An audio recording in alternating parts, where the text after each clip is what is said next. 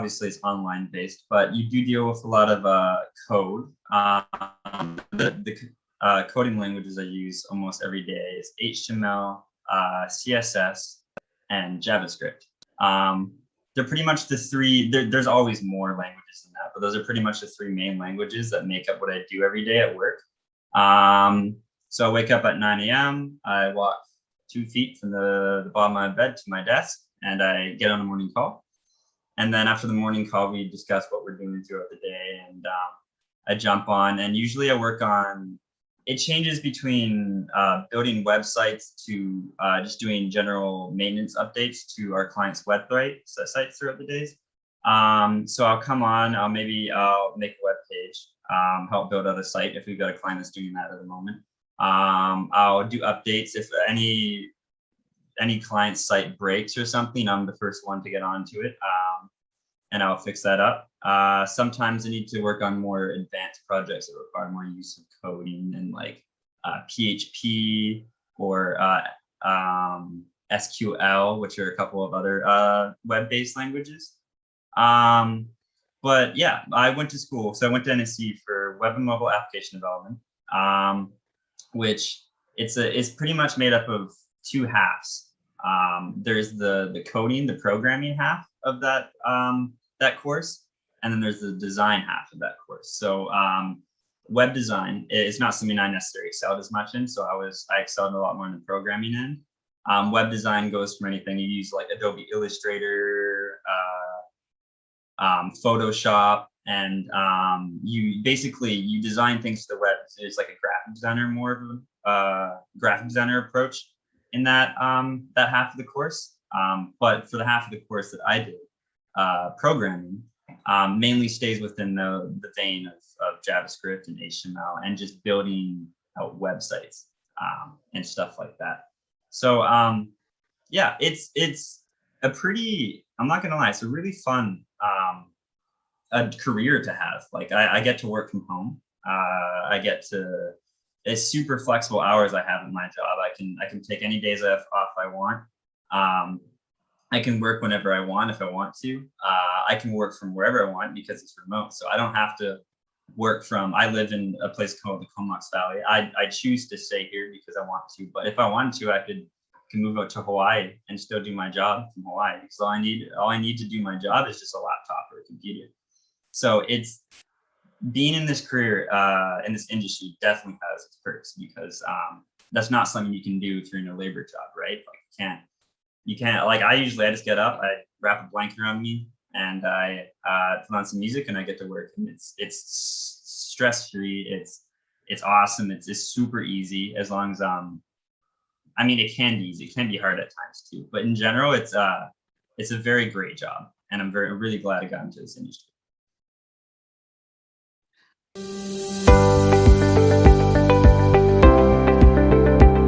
Yeah, so when you usually talk about programming, like even before I got into school for this, I thought coding was like some like super hard geeky thing. Like I was gonna be like it's just gonna be like numbers and binary and all this kind of stuff. So most people think coding is hard, but really it isn't. It's pretty easy. Like people say, oh, it's like learning a new language.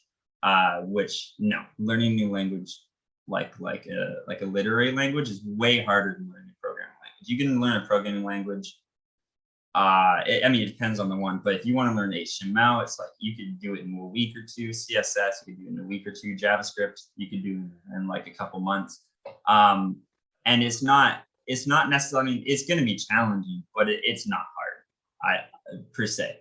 If you have that analytical mindset that programming is your thing, you're a problem solver, then coding isn't going to be hard. That's definitely a misconception I know that a lot of people have about programming.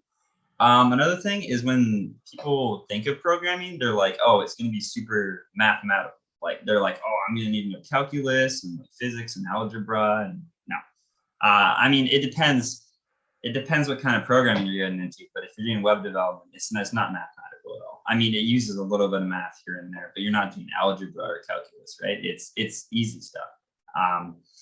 Another misconception, I kind of already touched on this one already, but most people think it does take a really long time to learn web-based languages. And certain languages out there, coding languages, do take a while to learn. Some that are more on the algorithmic side that handle maybe like server stuff or whatever. But almost all web-based languages are really easy. And the good thing about the languages, some of them are very similar. So JavaScript is a programming language, and PHP is also a programming language. And once you learn one, the other one almost comes hand in hand. It's very similar on how the languages are structured. So once you learn JavaScript, it makes learning PHP 100 times easier. Or if you learn PHP first, it's going to make learning JavaScript 100 times easier. So once you dip your toe in and you get that first language out of the way, everything becomes way easier after that.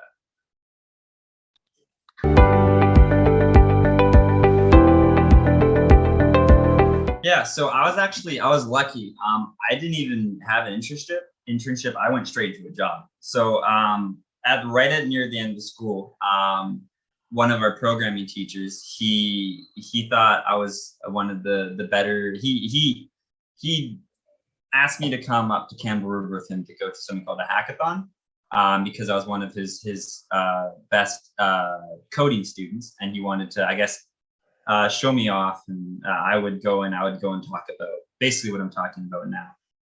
And I'm glad I went, because if I didn't, I wouldn't have my job, because that's where I met my bosses there. So I went there and I met my current bosses, and they were like, "Oh, you're great. We'll do some contracting. We'll get you to do some contracting work for us." And then I did. And I guess I could say the contracting work was kind of like an internship, but I only contracted for about 2 or 3 months, and it's exactly what I'm doing now. And then they just said, "Oh, we love your work. We love having you." And then they put me on full time. So I was really lucky to basically have a job straight out of school.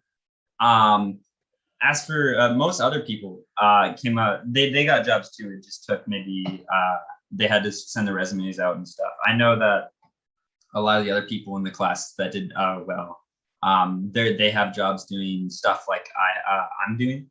As for internships and stuff, I never really got a chance to explore that, like I said, because I was lucky enough to get a job right away. But the company that I work for, Bolin, they almost every year, they go back to NSC and they say, "Hey, like, we were looking for a junior designer last year." So Bolin, they went to NSC and they said, "Hey, do you have any good designers? Do you have any good design students?" And our teacher, they put forward a designer, and so she started on an internship. And 2 months later, she had a full-time job because she did great. So you definitely get a lot of opportunities, as long as, obviously, if you do well. If you're a standout student, I think it's almost a matter of time before you get an internship or a co-op or even a job.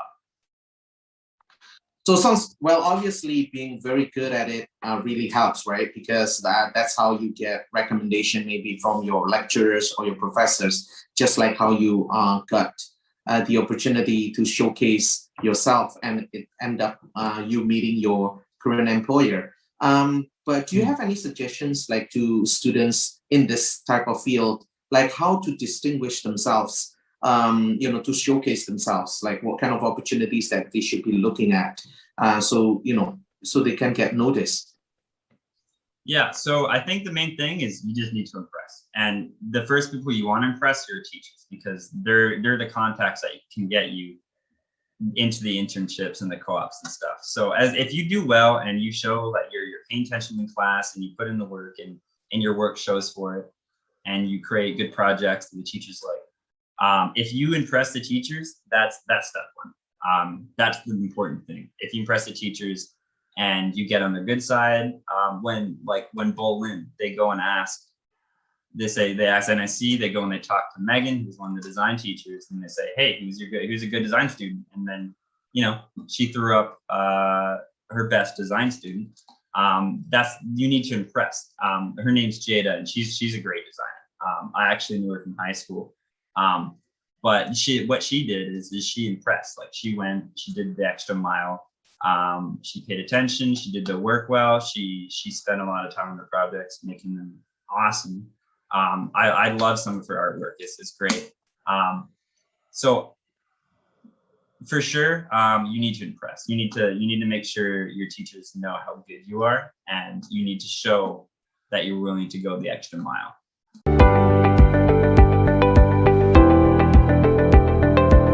So why studying at NIC? So we offer a very small class size, which means, like Liam has already mentioned, there are more chances to, like talk and share and also impress with the professors.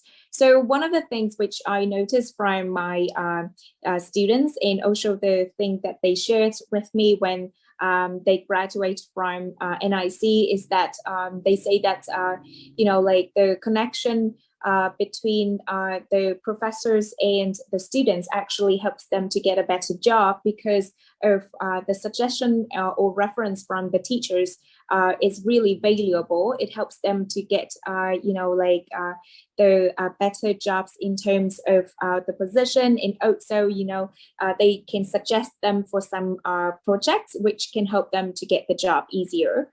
Also at the same time, like at the NIC, we provide lots of programs and also lots of degrees for you to choose from. So you can either, choose to study for a certificate, which only lasts for about 1 year, or you can basically study for 2 years for a diploma, or considering to achieve, like a degree with a business program for 4 years.